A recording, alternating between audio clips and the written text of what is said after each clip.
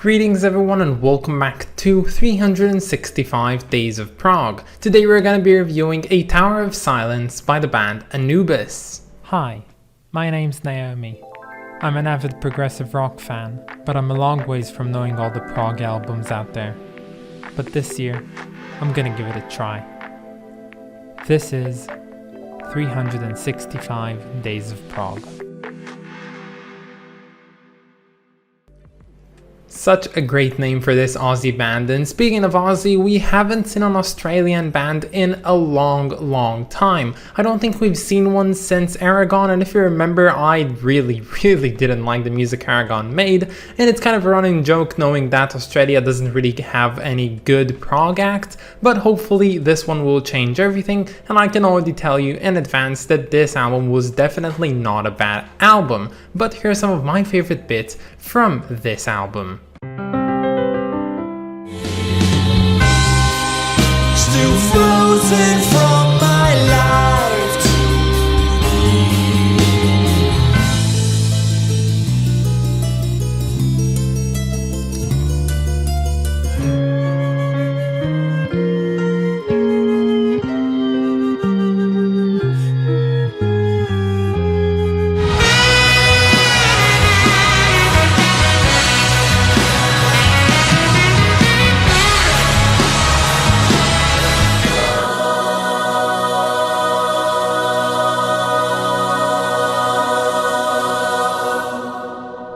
So in the year of 2004 in Sydney, Australia, Robert James Moulding and David Eaton formed a partnership. And this partnership of them two had one goal in mind, creating a concept album in order to honor a long departed friend of theirs.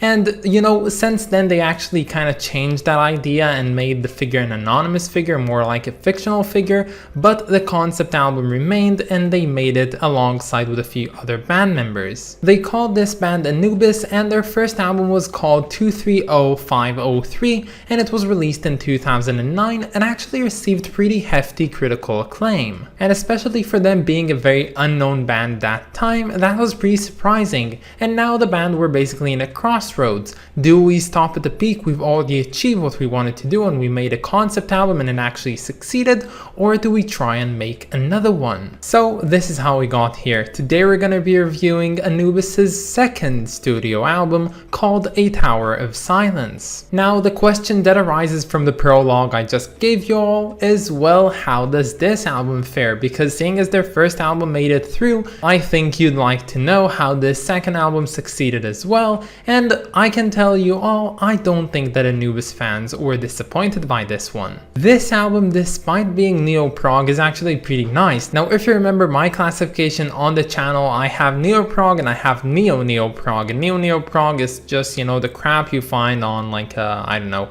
some of Arena's albums and a lot of like RPWL and stuff like that. But then you have neo-prog, which is more like Marillion or Pepper's Ghosts by Arena or even Pendragon. And it seems to me that Anubis are creating neo-prog, which is good progressive rock music that is somewhat inspired by past bands and still stays very true to the spirit of prog nowadays. Now usually when I pinpoint my discontent with neo-prog, I usually say that it's because of the structures and the instrumental creativity found on the music. Now I do believe that there is some to be desired with the way that this album is structured, specifically not the entire album but the songs within themselves, but if there's one thing that this album actually does right is getting the instrumentation to sound good and actually focusing more thought on it. But unfortunately I find that this album, which is in its essence a pretty great album, is taken down just because of one thing, and that's being generally uneventful. Like, yeah, we get the big opening epic, The Passing Bell, and this one is very long, but as I said, it really isn't that eventful. And the same goes for the two closing epic pieces, which are also, again, they're epic, they're big, they're long, but they're just really forgettable. So take for example any other epics, or any other progressive song, and try to think of a moment that,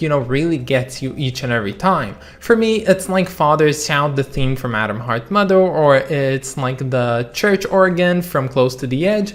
But this album, although I've listened to it only once or twice to some of the songs, really doesn't have any moment on here which I can say is meaty and I really grasped it and wanted to memorize it. But on that same note, I'd like to mention the fact that I think that this album is incredibly solid. I might not like the music found on here that much, but it does feel like this album is very well thought out. The structure and the music and everything that goes on isn't improvised, isn't on the spot. It seems like a lot of this album was well made, and the band put a lot of effort into making this into a very cohesive piece of music. And the parts in this album which I actually found to be more enjoyable were actually the parts where the instrumentation was the main thing and the shorter tracks. Now when I say shorter tracks, I do actually mean tracks that are shorter than 10 minutes, because most tracks on this album are pretty long, but I did quite enjoy the fact that I could listen to what they can do with their instruments while they really put the vocals aside. Now I'm not saying that the vocals were bad in any way,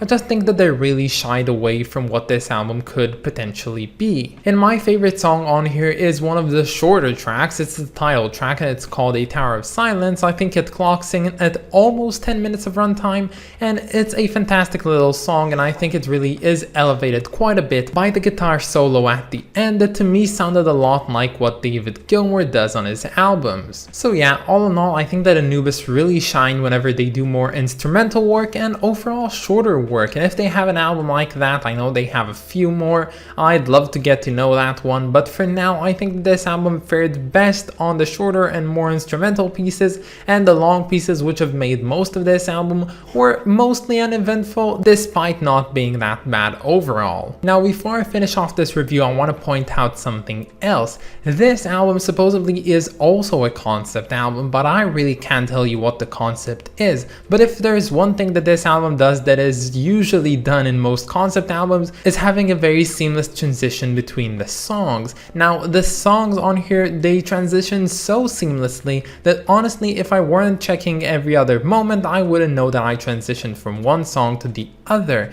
And they do it very nicely, and it's actually done so right that this entire album can be looked at as 8 separate songs or as one giant piece. But unfortunately, when it comes to me, I think that this album will remain mostly forgotten in my mind. I will only get a glimpse of it whenever I listen to the title track in my favorites playlist, but other than that, I don't really see myself coming back to it. But you know what, if there's one good thing that happened from this album, is that I realized that they actually make some really nice progressive rock music there down under. It might not be my type, but I can definitely see other people that think that this album is a great piece of music. So if I had to guess, I would immediately guess that this album cover was made by the mythical studios of Hypnosis, but I would be wrong. Now usually I don't mention the names of the artists that make the cover arts for these albums that I review on here, which is definitely a mistake and I should really start doing so, but in this instance I really find it right to applaud 2 separate people for making this cover. The 2 people are Timothy Neal and Matthew Buttsworth, both responsible for the making of this cover art. The idea of having this snow globe with the watch or necklace inside of it in the middle of the desert is definitely an interesting idea, but I think that what elevates this cover even more is the blue filter that's put on top of all of it. Now whether it be done digitally or analog, I don't know, but it looks definitely great, and I like the subtle play of colors found on here, especially in the cloth that the snow globe lies on, which has a slight violet tone to it. Now to me at least, this cover seems like something you'd see in a dream that your subconscious kind of, generates, and it's pretty amazing that these 2 guys have managed to think of this idea and somehow recreate it in real life and turn it into a cover art, because it looks very interesting and very dreamlike. And yes, because of this amazing cover art, despite not knowing this album, when I saw this cover art for the first time, I immediately wanted to get to know this album. I didn't know what it was called, I didn't know who the band were, but I knew that the day I'd see this cover pop up in my listening list, I'd be very excited to give it a listen, and it just goes to show you how important sometimes the cover art can be for the success of an album. Because if people don't give your album a chance, it doesn't matter how good it is, no one's gonna get to see and hear it. So yeah, when it comes to the rating of this album, this one receives a 7 out of 10, but I do and I can believe how neo-prog lovers would give this one a 9 or even a perfect 10. But that's about it, guys. I hope that you enjoyed this video, and stay tuned for tomorrow because we're going to be listening to Hand Cannot Erase by Steven Wilson. I of course want to thank my lovely supporter over on Patreon, so thank you so much to Clay Walnum, you are the best. And if any of you want to support me over on Patreon, you can find the link down in the description or in my about page. But that's about it, guys. Have a wonderful day and I'll catch you all tomorrow. Bye, guys.